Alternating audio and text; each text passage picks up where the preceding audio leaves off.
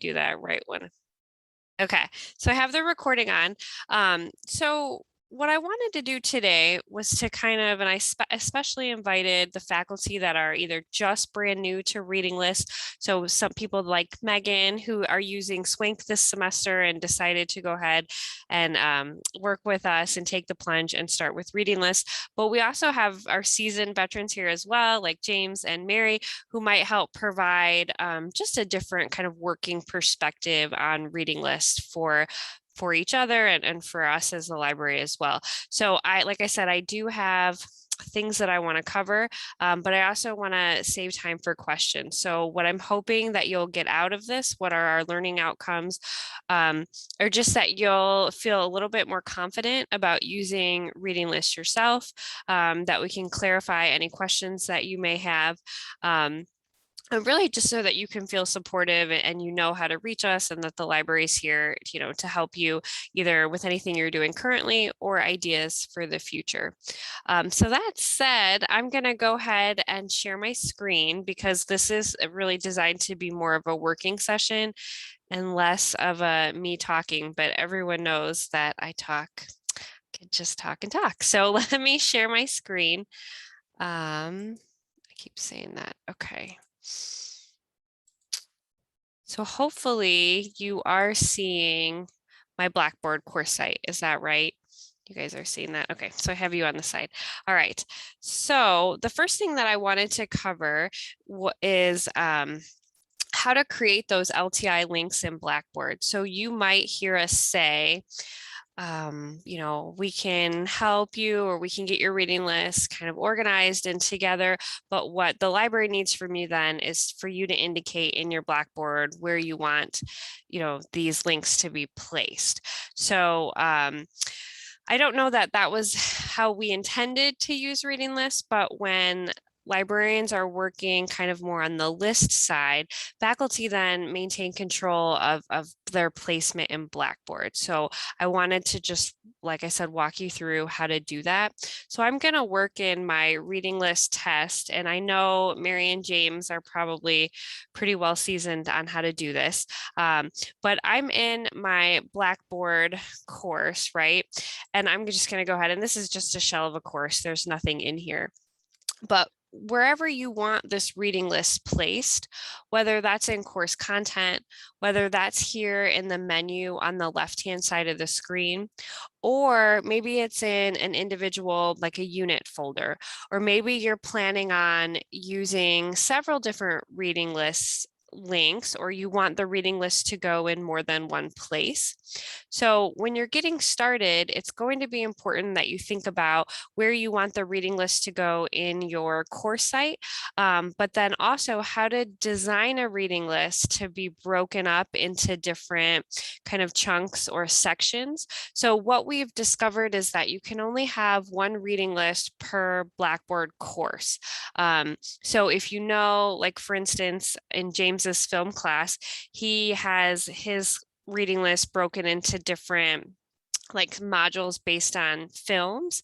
And so if you were going to do that, you would plan your reading list to use the different sections for different units so that you could link directly to those sections in your Blackboard. So I'm hoping that verbal description makes sense, but let me kind of show you what it looks like. So the first step is simply creating that LTI link. So from anywhere in Blackboard, you would use the build content menu here, and you're going to locate the ICC Library Reading List, external tool. So this is what creates that LTI link between Blackboard and the reading list site.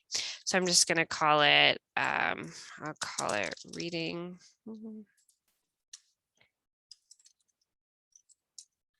Okay, test. All right, so you can choose to create a description. You can track the number of views, decide if you want to make this link visible to the students initially, and then you're going to click submit. And so now you have the reading list link created, but the first time you do this, there's no list associated with the course yet. So where you've created the reading list link, you can click into it here. and it's just going to take you to the welcome screen because this is a new course and it's a new list. So you have a couple different options, right? You can create a new reading list from scratch. You can upload a document if you had like a spreadsheet of links or things, pieces of content that you normally use. You could upload it and let the tool create a list for you. You could roll over a reading list. So once you get started and you decide, okay, I had my reading list for this semester and I know I'm going to use it again next semester, but and I'm creating, my new LTI links in my courses, then you would maybe just start rolling over reading lists from existing courses, in which case you would click roll over. But often what we do in the library is like Megan, what we did with you is, we created a list for you and then ask you to just place it in your Blackboard site where you wanted it. Or, we worked together to kind of decide how it should go. And then the library helped with that process. If you were doing this yourself, you would scroll all the way to the bottom and click leave this page and explore the application, in which case you would get to this screen and you can see I have no reading lists associated with this course, which is what we would expect.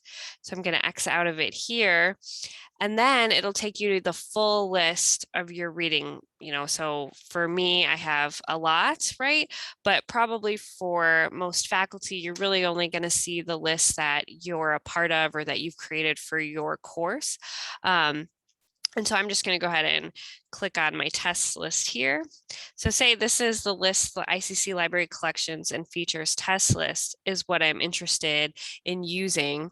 I would go to the three dots, click on Manage Course Association, and then I would find my course, which shouldn't be hard, but it might be harder because so is this, there's a lot of small steps that I think might be a little confusing. I don't know what this Blackboard course is called, so I'm gonna have to figure that out before I can do this. Hold on 1 second. Sorry, I have to go back because I don't know what this course is. Reading list, Bastion. Okay. All right. So what I'm looking for is this one. So I'm Xing out of it, right? Clicking on my list, not that one.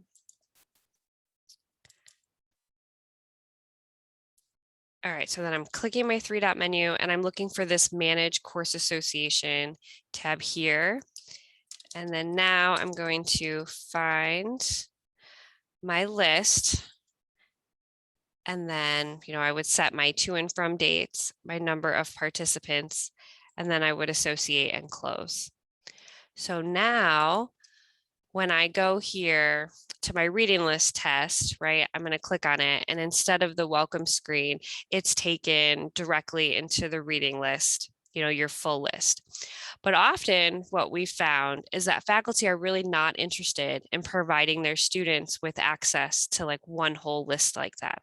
Like really what they want is to drop either individual sections into units or places in their Blackboard course, or even individual content items. Like I just want the one link for my film.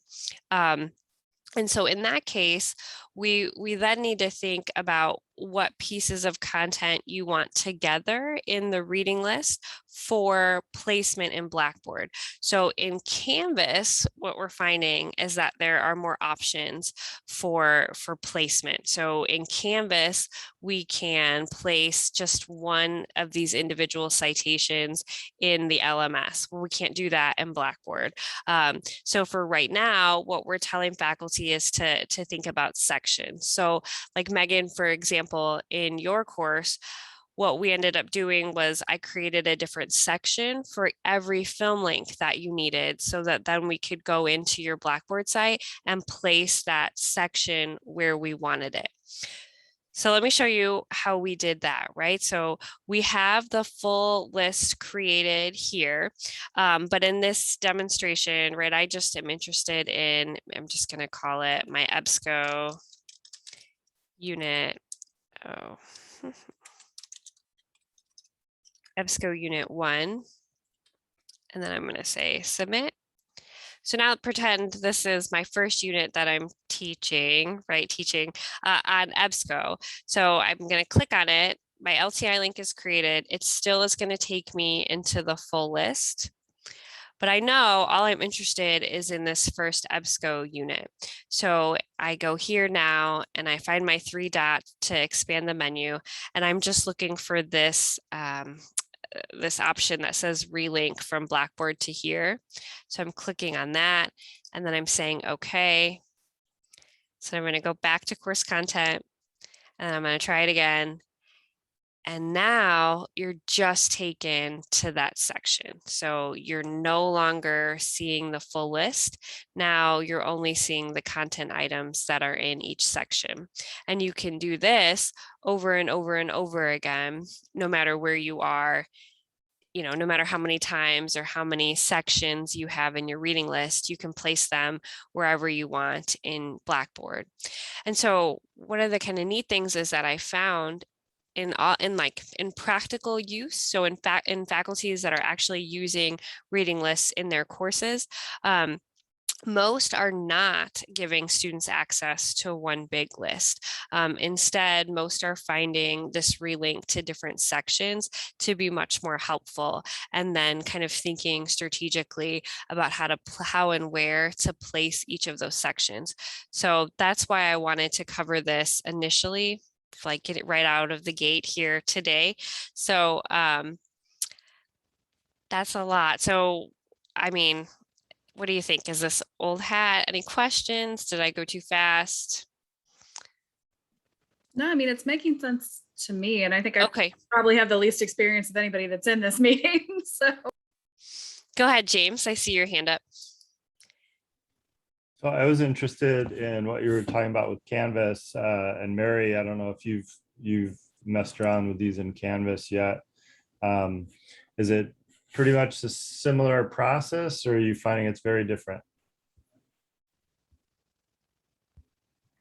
It is actually quite a different process. I mean, the reading list part is the same, but the Canvas part is, of course, quite different.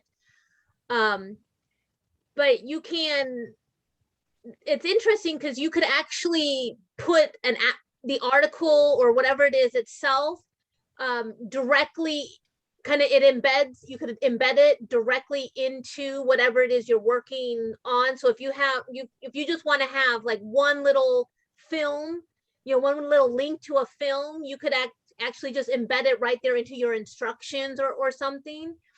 So that's nice. And it'll actually almost look like a little embed. I mean, I'm still going to go into the reading list, but that's real nice. But if you want to have multiple, if you actually have multiple things you want to link to, like several articles, it actually, you could do that in a separate little module page. So that's also nice that way. So it's kind of a different look. And like Jessica said, you can just do one little thing. You don't have to link all, like this episode collection where there's everything there, and it's like all that. You could literally just link one, you could click one thing. So I actually created a collection for one of my classes, and I just call it miscellaneous things to share. And now I just I just put things into that one, like articles or whatever it is, into that one, and I just click that whatever it is.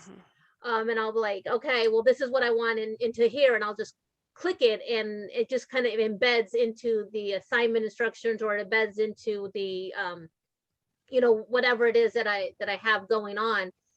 And you just put it right into it. So it's really nice how that works. I mean, I have to, because for one, reading lists are new to the students and Canvas is new to the students. So I kind of square it out with a little bit more instructions and everything.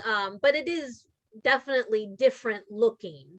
Yeah. On the Canvas side of things, but on the reading list side of things, it's exactly the same.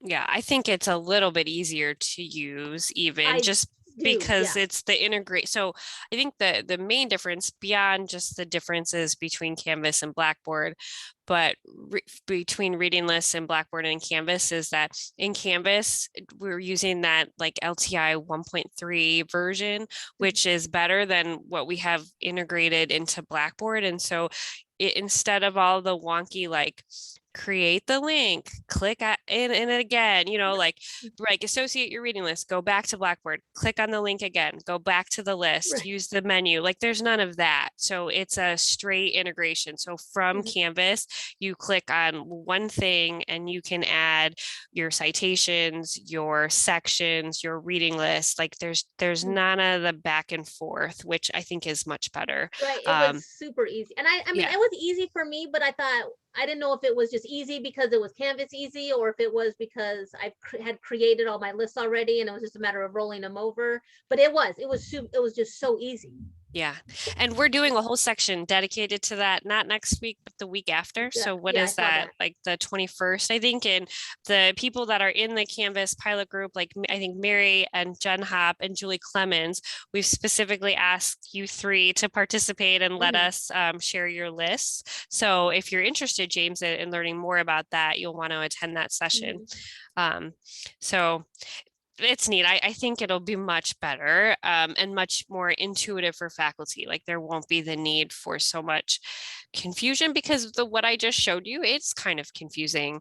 There is a lot of doing things one time and then you don't have to do that again for 3 months until you're starting a new course again. And then of course you're going to forget those little things. So I think from that perspective, it'll be much better. Okay, so that was like my big things, just going over creating the LTI links in Blackboard, understanding the importance of not only section linking, but planning your reading list section. So just a few other kind of PSAs. So once you are off and running and using a reading list, students are able to click on like the view online icon here to go directly into the article content, or they can click here on the title. And once they do, they get the article or content information. And then I'm not in student view, but students have the option, and so do faculty for that matter, of going over here to this menu. And for faculty, you can mark a link as broken. So if there is ever a link that's not working, or really just any kind of issue with the links themselves, you can report that directly to the library. And let me just go in student mode to show you what then a student would see. So a student is going to click on their list and they'll have all these different options, depending on the article content for links, but they can clear as day, mark it as broken. And we do get some of these. So we've had students mark it as broken, and sometimes it's a real problem, and other times I think the temptation to click the button becomes great and they just want to click it and see what happens. And then other times I think they're just confused. They're maybe not quite sure where to go get the link, but regardless, it's an engagement metric. So it's one way that we can measure that a student is having problems, and this is the point that they are requesting that intervention. And the library, we get a message in our system immediately, and then if it's during the day, we'll get back, we'll get in touch with the student as soon as possible. If it comes in over the evening, we'll get in touch with them the next day. I think in our standard operating procedures, we give ourselves at least 24 hours to contact a student when something is marked as broken or reported to the library. But this is just a really nice feature because it's in here. We're right in the environment. We're not asking students to send an additional email or call the help desk or anything like that. It's just a simple click, and then we know that there was a problem and we can share that information with you as well. So typically I'll reply to the student and copy the faculty member on it. And so far that seems to have worked fairly well. And in the case that it is a real problem on our end, especially with some of these EBSCO links, we can just fix them right away. And so that is especially nice because instead of having, 30 students report to you that a link is broken, hopefully you'll have one student report it to us or multiple students report it to us, and then we can take care of it before the entire class is just, disrupted just because of a link being broken. So that's just kind of another benefit of using reading lists. Oh, Megan, I'm sorry, your hand is up. I hope it's not up for a long time. Go ahead. No, that's fine. I just was curious because a lot of these examples are things from library collections and just like the film lists were as well. I have a lot of stuff in my like OER textbook that's just links to websites. And I just wanted to make sure this would be able to do that as well. I'm assuming. Yes. So let me show you. This is a really cool list that we've built for the interpreter prep program. And most of it is not library material. So many of these things are like YouTube videos or just web links from various websites. So let me just go in. I believe this is a YouTube video. Well, actually, let me go back to student view at the top here. Yeah, it works short answer is that yes, it works the same, regardless of whether it's a library collection or not. So if I'm in here, if I go here, so like this is a TED Talk, right? So it's just a regular YouTube content. Students still have the ability to mark a link as broken. And we have had, there have been either websites that have changed or moved their content, taken things down. Sometimes even regular web links break. I think James had a non-library link get marked or get reported as broken in one of his courses. I can't remember the details now, but it does happen, and we were able to fix it and take care of it. So yeah, the tool itself works the same. It doesn't really preference, it doesn't really care that it's library versus non-library. In fact, a lot of the features for saving files and putting like using PDFs and embedding, that's not going to be library content. That's going to be your content, and there's still the social reading features and a lot of different things that you can do with it within reading lists. So we encourage you to use it just beyond the library. Go ahead, James. Megan, I don't know if you've seen the Cite-It tool. Oh, but that's a really great for looking at things online. That's a great, so that's on my that's next in my outline, James. So that's a good segue. But go ahead, Mary. Did you have your hand up? Yeah, I was just gonna say, because Amy Glass looks over my classes, and so I have a ton of non library materials. And so she goes through whenever I add stuff to my classes, and she goes through, she checks all the beginning of the semester and so on, checks all my links and everything to make sure there's no broken links and make sure everything's fine. So yeah, once you do that, they actually sign like a librarian to your reading lists to check to make sure. And then when you, at the beginning of the semesters and whenever you do a new reading list, they will look at your reading lists like at the time. So, and look at your list. So every single semester, Amy is looking at my same reading lists that I have to make sure my links are good from semester to semester. Yeah. So yeah, they always check them. That's awesome. I just do that on my own right now. Yeah, I know, me too. And these are things like I was putting in my Blackboard sites and I was checking them, right? You check them all the time on your Blackboard site. So since I started putting them in my reading list, like Amy's been checking them before I even have a chance. I'm like, I literally just hit the button on that and she'd already be like, your reading lists are fine. And I'm like, dude, like it was like 30 minutes ago. Now, obviously it's not always 30 minutes, but I was like, it was like 30 minutes ago and I already got an email from Amy that it was done. So yeah. And there's a lot of value. So the library is not just doing this. I mean, there's just so much value that we get to see the kinds of OER and different course content that you're using in your class. That knowledge helps us look at and identify collections that maybe the library, could purchase to help with that need, or different OERs that we could suggest. So there's really value, I think, in the reciprocal relationship. So faculty is getting support when they need it, but the library, we're getting a deeper understanding of not only how you're using information in your course, but how students are receiving that information and the various types of information that is useful to you. So it really is a two-way street, and Amy is super awesome. I don't know. I don't think I'm quite as fast as 30 minutes. So I think it takes me a little bit longer. But so the Cite-It tool, so something about this list, Deaf Culture, it's used in the interpreter prep program. This course is taught by an adjunct instructor who works full-time, and she came to the library. She was interested in using reading lists, but she had all of these YouTube videos all across her Blackboard site. And she just said, like, I do not have time to move these over. I can't possibly copy and paste all of these videos. So we helped her do it with the Cite-It tool, and it took, maybe an hour, right? So it took something that was very labor intensive. And so what we were able to do is, I'm just going to go ahead and click on one. So this is just a regular YouTube video, right? So a day in the life of deaf culture. I'm going to pause it.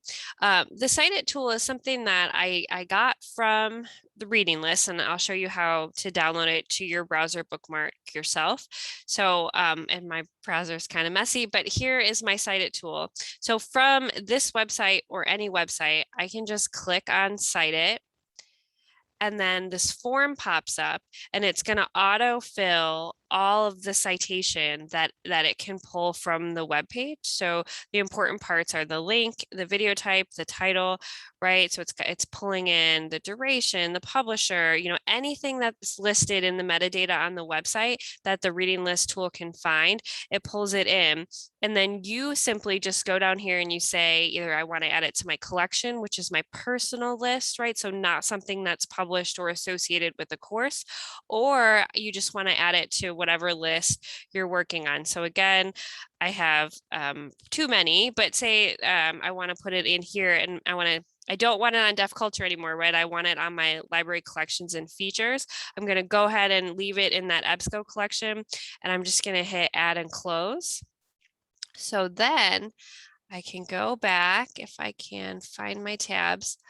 Hold on. All right, so let me go back to my Blackboard site that I just closed out of. Give me a second. So long story short, you can be on the web. You don't have to have reading lists open. You don't have to have Blackboard open. You just need that Cite-It tool in your browser. So here's my EBSCO Unit 1 list, right? I just took that video from the Deaf Cultures list. I opened it in YouTube, and then I used Cite-It. Let me move and so here it is added. And it wasn't there before, but with literally just like 2 clicks in the Cite-It tool, I was able to add it to this list. So you can add things back and forth from lists this way, or your collection, like I said. So it really is a game changer. It saves so much time and cuts down on the need for copying and pasting at all, as well as manually inputting like the citation details from anything. So this can be a YouTube video, it can be just a regular website. All you have to do is download this Cite-It tool onto Chrome. Onto Chrome, right? Onto Chrome. Right. I only use Chrome really, unless I'm testing things. So right, it only works on Chrome. It does not work on Firefox or Edge. Well, it should work on Firefox, but most reliably, it works on Chrome. So I want to show you how to get to the Cite-It tool, but I also wanted to. So for the most part, we've showed faculty, and I know I'm about at my time. For the most part, we've showed faculty reading lists exclusively from your course Blackboard site. So today, to get us started, I went to Blackboard, I created that Lti link, but you can use reading lists as like a standalone platform. We have this link here on our library homepage that says ICC Library Reading Lists. So you can click here, you'll be prompted to log in through the ICC library. but it opens up this portal where you can manage, you know, various lists that you're working on in one place. So if you're having like a hard time maybe conceptualizing putting all of these links in different places that I need in Blackboard, and you wanted to kind of work off of Blackboard first, you could do that here using just reading lists. And so either from here or from Blackboard. So let me go back to my Blackboard. So the interface essentially is supposed to look pretty much the same from whether you're in Blackboard or you're on the reading list portal.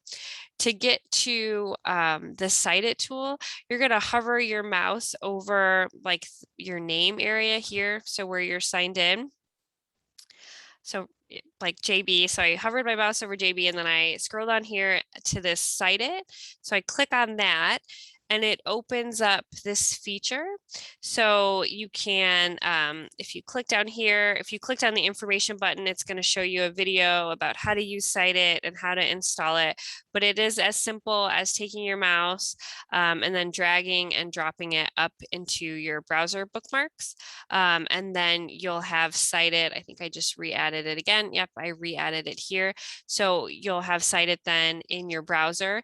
And then, yeah, it can be used from anywhere. So are there any questions about, so I could just go to whatever site, right? TED Talks. I don't have an example prepared, so I'm just gonna pull up the first thing. And again, I can click on Cite-It that I just added and I get the same form. And I could just go ahead and add this to whatever list I wanted to. I'll just keep my theme here, EBSCO, add and close. And I could go back to the list from this link or not, or I could continue to search the web and add things and then go back and organize and plan later. So that's a really neat feature that was really time saving. And in the case of the IPP faculty, it was just really helpful. It was a good thing for her to do. And as a result, so then one of the benefits is before we moved her course content to reading list, she just had YouTube link after YouTube link, like web content link after web content link in these huge lists in Blackboard. And it made navigating her Blackboard site just really cumbersome, or at least from my perspective, that's what it seemed like. And so we were able to group things, right? So we're going to take all of these YouTube videos on, you know, deaf historical places in deaf culture.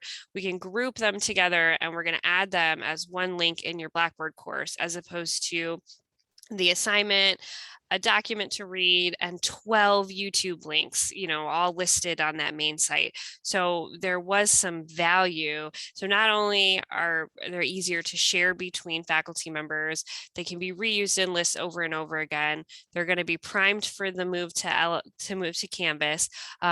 But it's just a better organized course site and more, I think, intuitive for students. So it was kind of a win-win all the way around, and we're still working with them. But that was a fun project that we did this just right before school started. And anytime I can, especially help an adjunct, you know, be like, oh, this is going to be time saved for you, I promise. And that was just great. So that was a good experience. So I am at my time over the time that I wanted to spend talking. I didn't quite get through everything. Are there questions? I mean, we could stay longer, but I certainly don't want to keep you. Do you feel like this was valuable? How has it gone the first couple of weeks of school using reading lists? Megan, have you run into any problems yet, or hopefully not at all? Yeah, I was gonna say it's mostly been fine. I had one or two students who got kind of fumbled a little bit getting between one spot to the other. Sure. Either they had to log in and they weren't prepped for that, and then they forgot their password. Right. Little things like that. But I mean, that's pretty standard anyways. Yeah. So yeah, I mean, and they would have had to have done that in the old links as well. So Right. I wouldn't say that anything's changed. Okay. Okay. So it's gone well. I mean, Good. you know, not that nothing's changed and it's been bad, but yeah. Well, that's good. I'll take that. That's better than terrible, So I'm surprised they had to log in. So they're not supposed to. So I wonder why they encountered that. Just Mary, had did one who okay. mentioned that. I'm getting the Open Athens Are you? login, so I had to put the video up for Open Athens. And I'm getting error messages as well. Okay. Will you send me screenshots of those if you I can? already did, and I Amy. already sent Jeff a message to get you into my class. Oh, okay, cool. Thank you. I will follow up on that. Once in a while, I've had students, sorry. but not a consistent problem. Okay. Well, I mean, you know where to find me if there are us, library services at icc.edu, report those links. Even if it is the student had to log in, we weren't expecting that, mark it as broken, that'll at least get our attention and get us talking. Yeah, it's weird because it'll be like, you have like a class of 25 people, let's say, not, and they'll be like, okay, 20 people turn the, well, not 20 people, because not everybody turns an assignment in, but like say, but 80% of the people or 90% of the people who turn in the assignment have no problem. And then 2 people mention that they have to log in, or they get the Open Athens thing or something like that. And you're like, well, why are 2 people having a problem? Or why do 2 people get an error message? That it doesn't, it's weird. It is weird. The other day, I was in class, and so I was, pulling the film up to show the class, and there was an open. It was I think it was Swank, and there was some kind of issue, but it wasn't the library. It was I called Daniel, and it was Swank's server was down. So fortunately, I'm very close to my house, so I just drove and got the Blu-ray and did it old school. But it was fixed by the afternoon. I think Daniel emailed me and said it's fixed, and so some of those errors could be on the server side rather than on our library side, because it was the exact same error you were talking about, Mary. The Open Athens popped up and said log in and all this other. Well, and I've had some students this semester, this may or may not be related, because they were clicking different links in my Blackboard sites, but they were having issues because they were like in browsers that traditionally have issues with Blackboard or various things. So like I've kind of gone back to the like, hey, just checking, like what